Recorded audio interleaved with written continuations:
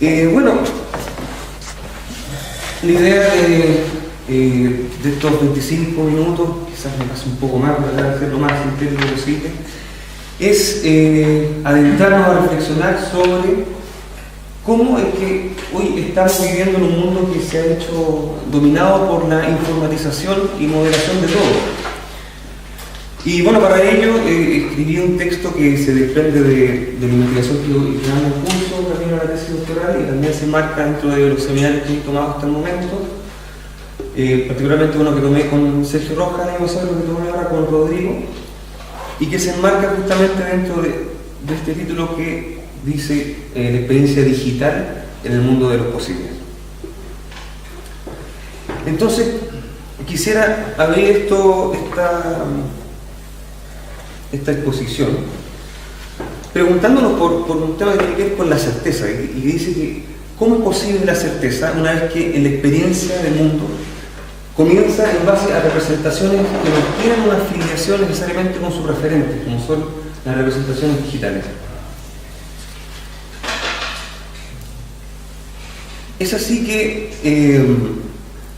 desde hace un tiempo hasta ahora, con la irrupción de las telecomunicaciones, es que el mundo se ha comenzado a vivir de una manera muy diferente.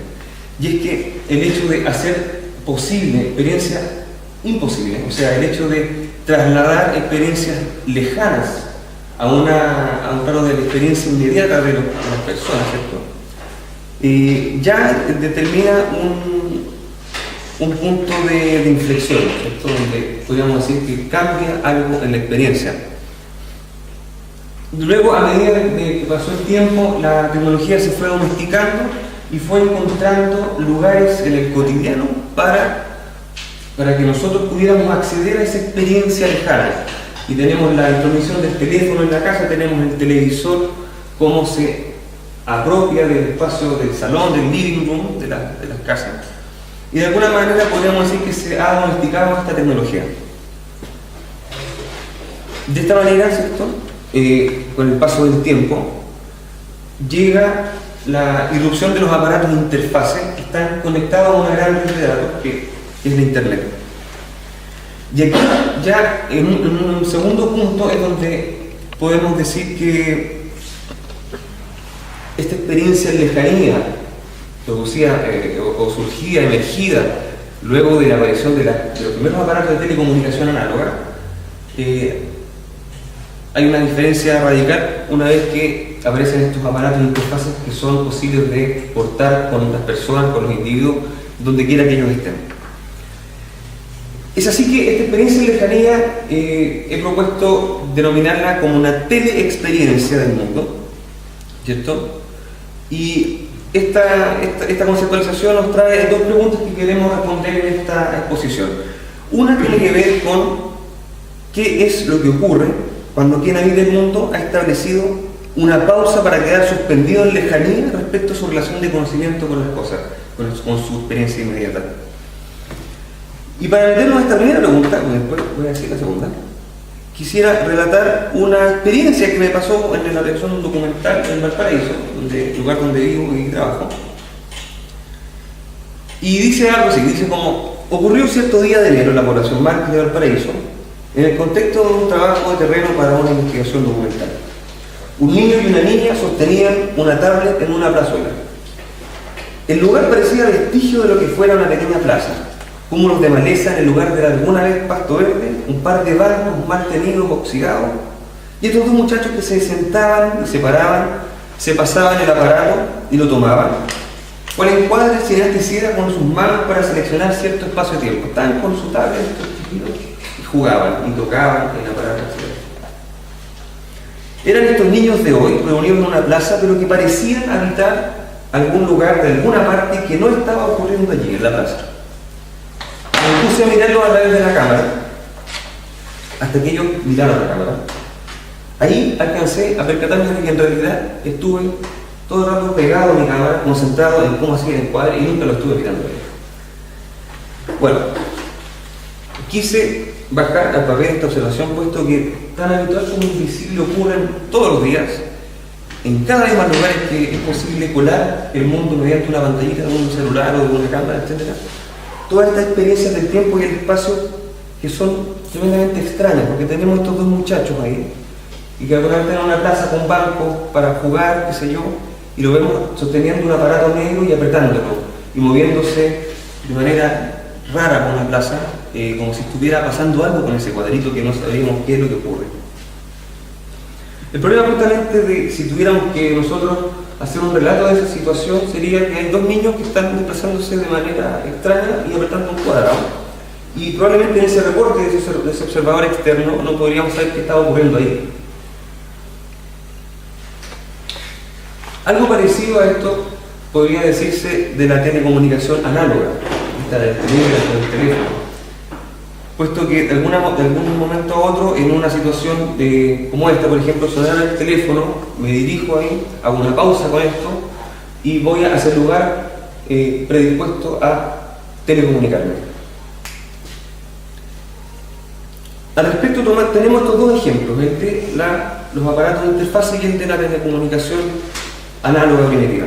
Al respecto, ¿cierto?, quiero referirme a unas palabras de Avi Warburg, traídas por Sergio Rojas en el Arte Agotado, donde Warburg instala la desaparición, comillas, de ese esfuerzo mítico y simbólico por espiritualizar la conexión entre el ser humano y el mundo circundante. Incluso menciona Warburg que el telégrafo y el teléfono destruyen el cosmos. En relación a esto, Sergio Rojas menciona, comienza la cita: el poder de la técnica aniquila la alteridad que había conducido al hombre al esfuerzo de la representación, esfuerzo en el que consiste precisamente el viaje de las imágenes. La paradójica conclusión será que en la época de la informatización en redes las imágenes ya no viajan. Termino de citar. Bueno, si las imágenes ya no viajan y por tanto ese encuentro hacia ellas se anula porque se ha extinguido la distancia, ya no existe la distancia, si el esfuerzo por hacernos representaciones de las cosas hoy encontró su agotamiento, cabe la pregunta que nos trae a esta pregunta primera que estamos haciendo: ¿cómo es que se da la experiencia del mundo una vez abolida la distancia por esta instantaneidad de múltiples sensaciones posibles y disponibles en cualquier momento y lugar? Retomando los ejemplos, el primero de los niños y el segundo de la telecomunicación análoga, del telégrafo, por ejemplo, podemos convenir de que en ambas ocurre una pausa, ¿cierto?, respecto de nuestra experiencia inmediata del presente con el tiempo y espacio que ocurre ahí, para experienciar otro tiempo y espacio. Pero hay una gran diferencia, que es que en la telecomunicación tradicional todavía existe una predisposición, una planificación en yo dirigirme físicamente hacia un espacio para realizar ese acto de experiencia lejana. Ahí justamente radica la diferencia, porque hoy, mediante los aparatos de interfaces conectados a esta gran red de datos, es que dicha experiencia de tiempo y espacio acompaña a la vez el presente. Esta idea, ¿cierto?, nos induce y nos sugiere a pensar que hay una dualidad de la experiencia posible, vinculada mediante aparatos e interfaces que dan cuenta de la ubicuidad de las comunicaciones, o aún más de la omnipresencia de la posibilidad de experiencia de múltiples tiempos y espacios. Es decir, hoy ya no se está disponible para telecomunicarnos, sino que el mundo está completo y enteramente disponible para ser teleexperimentado. Esta misma situación se puede trasladar a cualquier otro ejemplo donde el iPhone o los aparatos, los tablets, etcétera, estén presentes en la vida cotidiana nuestra.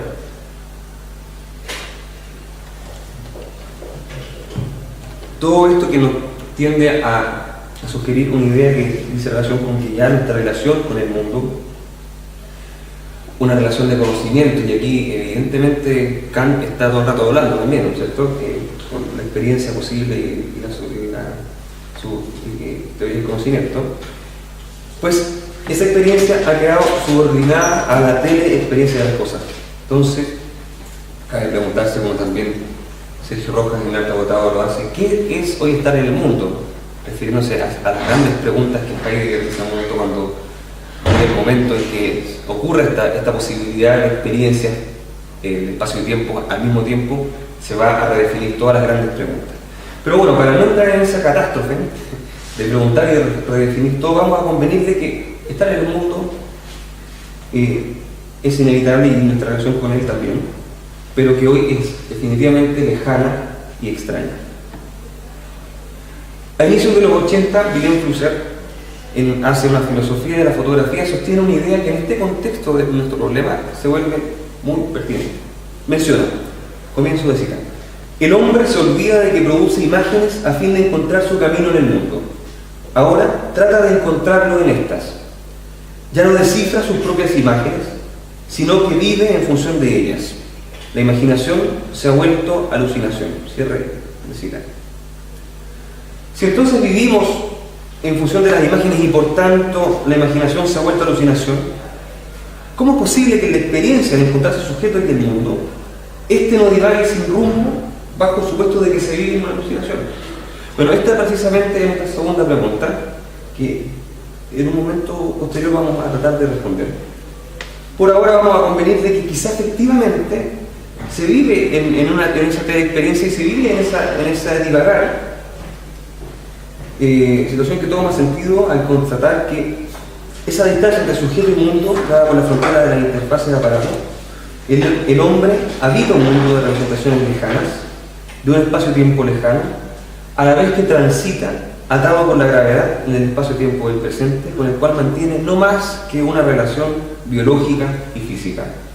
O sea, con esto se quiere decir algo que puede ser muy, muy terrible de alguna manera, pero que la erupción de los aparatos e interfaces conectados a esta realidad han de alguna manera atomizado a los vivientes humanos, como dijiste, siendo que su relación con el mundo pasaría a ser más que la de la gravedad, la del aire que respiramos, la de las necesidades biológicas.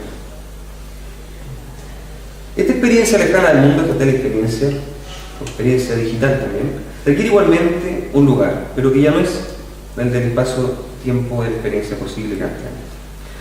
Volviendo a Flusser, cuando se refiere a los aparatos, menciona que a diferencia de las primitivas herramientas, estas son más bien simuladores del pensamiento.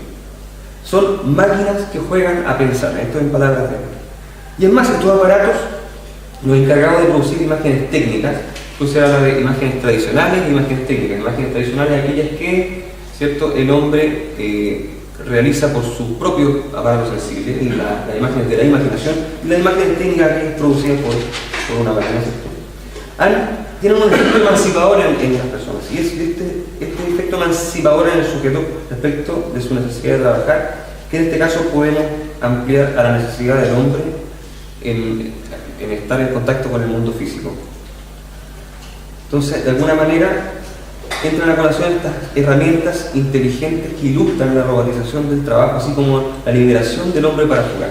El hombre liberado de su accionar físico, de alguna manera, y queda dispuesto para jugar. Pero esto del jugar abre evidentemente otro tema que no necesariamente lo vamos a referir ahora. Lo que me interesa, ¿cierto?, y voy a volver a los ejemplos, es que desde una aproximación sociológica hay una situación ilustrativa que está en el libro de William Mitchell, Etopía se llama, donde menciona una situación que es muy ilustrativa, que va allá del problema mismo de esta como alienación que ocurre en esta emancipación de los hombres del trabajo. Lo que me importa es la contratación de este cambio como una nueva experiencia, como un argumento más, como un ejemplo más de esta teleexperiencia, que tiene que ver con una situación que él describe, cito: por la tarde, cuando refrescaba, los habitantes se acercaban al pozo para recoger el suministro de agua para el día siguiente y se quedaban un rato para intercambiar noticias y realizar negocios entre ellos. Un día llegó el suministro de agua por tuberías. ¿Quién podría negar las ventajas prácticas? Las viviendas ya no tenían que concentrarse en el antiguo centro y los habitantes dejaron de reunirse en el pozo, ya que podían tener agua en cualquier momento y lugar. Así, el espacio alrededor del pozo perdió su antigua función comunal y la gente inventó sitios nuevos para relacionarse socialmente, más modernos y especializados, como una plaza, un mercado o un café. Cierre de cita. Bueno, en lo anterior queda claro que mientras la técnica resuelve o facilita alguna necesidad, del hombre, se disuelve algún tipo de relación emergida como añadida a esa resolución de necesidad. Esto quiere decir en términos sencillos y tomando el ejemplo del pozo, que mientras menor fuera el desplazamiento para conseguir el agua, más comodidad habría al tener disponible el recurso mediante una llave en la misma casa. Entonces, observar cómo los sujetos hoy habitan el mundo en una lejanía puede ser una comprobación de la experiencia mediática. Es decir, el agua se encuentra en los lagos, el río y el deshielo y las napas subterráneas. Sin embargo, la experiencia de beber el agua ha pasado por el medio y la sofisticación de este acto, toda vez que el agua ha sido traída a la casa mediante una red de cañerías y llaves de paso. Pero este ejemplo es solo comparable al ejemplo de la telecomunicación análoga, porque de alguna manera cuando me viene el deseo de la sed, no aparece el agua, no sale el agua del cielo y me entra en la boca, sino que yo tengo que dirigirme a la llave y tomar agua, ¿cierto? Muy por el contrario, la teleexperiencia del mundo ocurre como una asíntota de la realidad. Y aquí, tomando la palabra de Andrea Bazán respecto al cine real, al realismo en el cine, existiendo, ¿cierto?, una distancia de lo real y permitiéndome acceder toda vez que lleve conmigo el aparato interfaz.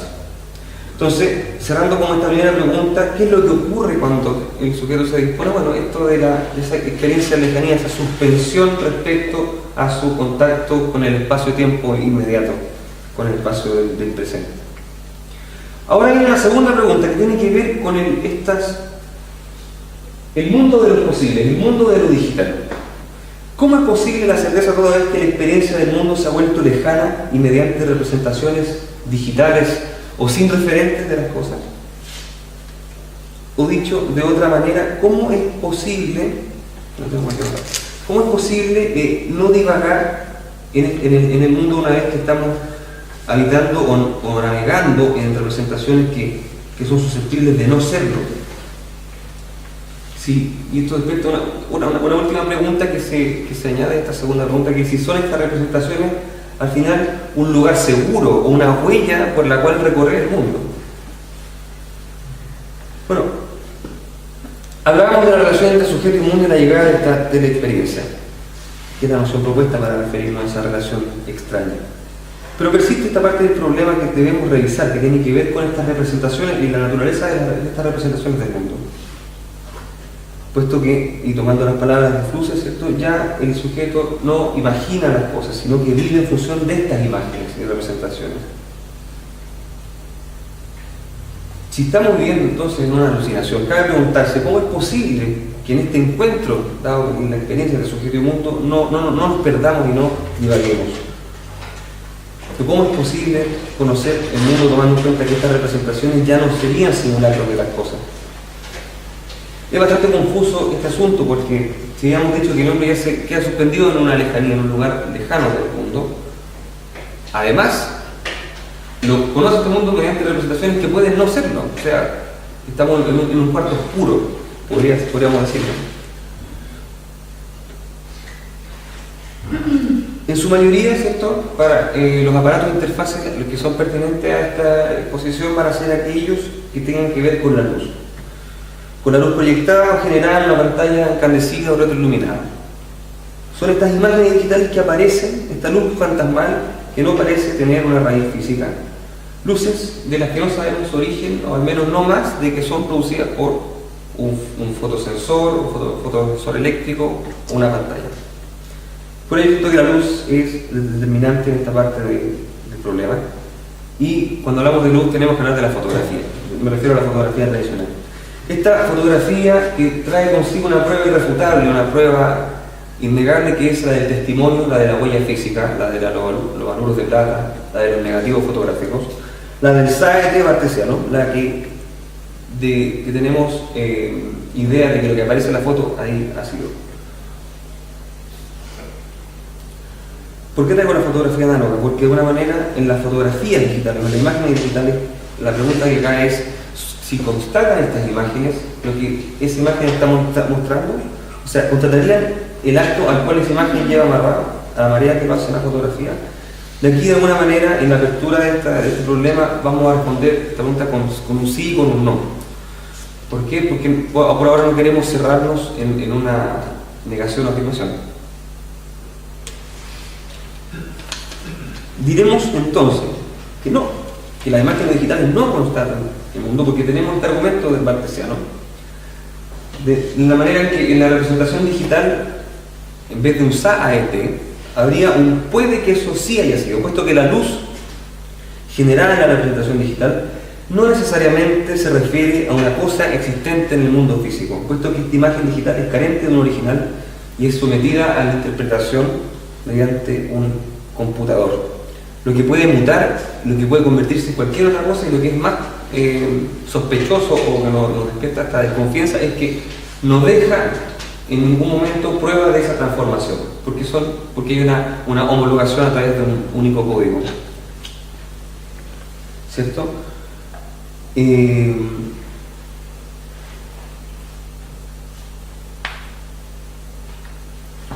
Por otro lado, diríamos que sí. ¿Y por qué diríamos que sí? Que sí son constataciones de sus referentes, porque de alguna manera la representación digital representa imágenes de sus objetos y, sin embargo, pese a que esas imágenes son susceptibles de no serlo, de estas transformaciones sin rastro, quienes las contemplan pueden reconocer en ellas un referente. Por ejemplo, en las imágenes de Loretta Lux que traía Génesis, ¿no? o Tania, o bueno, Rodrigo también en sus exposiciones, vemos niñas, vemos dos gemelas, vemos un pelo colorín, vemos pecas, ¿cierto? Vemos una piel. De alguna manera no habría duda de que hay dos seres humanos que están retratados y que de alguna manera esa imagen tiene una raíz óptica porque es muy parecido a una fotografía. Es decir, haciendo un alcance kantiano en la situación de objeto y cosa en sí, podemos decir que los objetos, ¿cierto?, satisfacen al sujeto en su intento de acceder a la cosa. Es decir, el objeto que representa la cosa no es la cosa en sí, pero sin embargo es suficiente para dar por conocido el objeto de la cosa que representa. De la misma manera, la imagen digital daría por conocido el objeto que muestra sin que el sujeto llegue a conocer lo que consigue. O sea, vamos a ver mundos imposibles formados ahí en las pantallas de computador. De alguna manera vamos a convenir que eso sí es.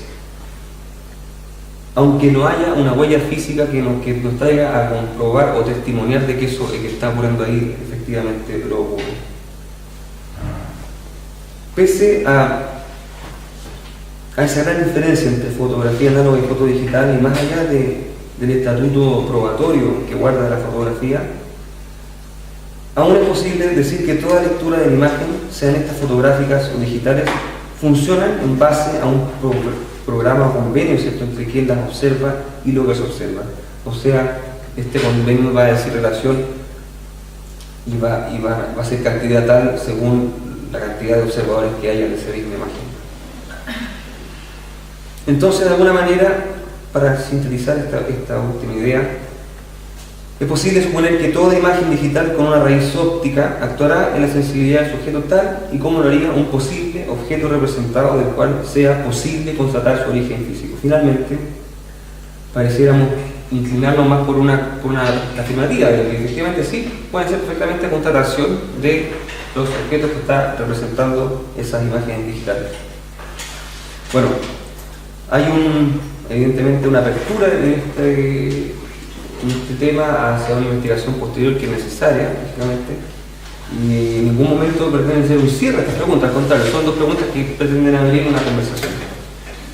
Finalmente, para terminar, decir que creo que la época de los aparatos es transitoria y estamos de paso en la época de las interfaces, de los dispositivos de interfaces, porque, por ejemplo, como lo comentaba la Vale Radrigan, estamos muy cercanos a que en un futuro muy próximo las interfaces de aparatos estén incrustadas en la carne de los sujetos. Entonces, de alguna manera, esa teleexperiencia, esa suspensión en lejanía, de alguna manera se va a fundir con el tiempo del presente, porque ya no va a requerir el sujeto, las personas, los individuos, volcarse en una posición de exclusividad hacia los aparatos para experienciar tiempo y espacios distintos.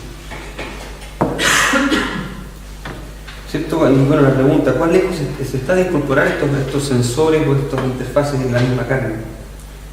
Cerrar con una cita a Hannah Arendt, que a mediados del siglo XX, ¿cierto?, se refería en la condición humana a la facilidad de adaptación, y eso puede ser hasta también un poco medio interesante, no sé si miedoso, pero esta facilidad de dar por conocido o dar por aceptado cualquier incorporación que haya en la tecnología es no menos interesante. Dice la cita: más próximo, quizás igualmente decisivo, es otro hecho no menos amenazador: el advenimiento de la automatización, que probablemente en pocas décadas vaciará las fábricas y liberará a la humanidad de su más antigua natural carga, la del trabajo, la servidumbre y necesidad. Un poco antes, ¿cierto?, continuando la cita, ella menciona: si sucediera que conocimiento y pensamiento se separasen definitivamente, nos convertiríamos en impotentes esclavos, no tanto de nuestras máquinas como de nuestros know-how, y reflexivas criaturas a merced de cualquier artefacto técnicamente posible, por muy mortífero que fuera. Bien, esta ha sido la exposición y daremos paso a conversar. Gracias.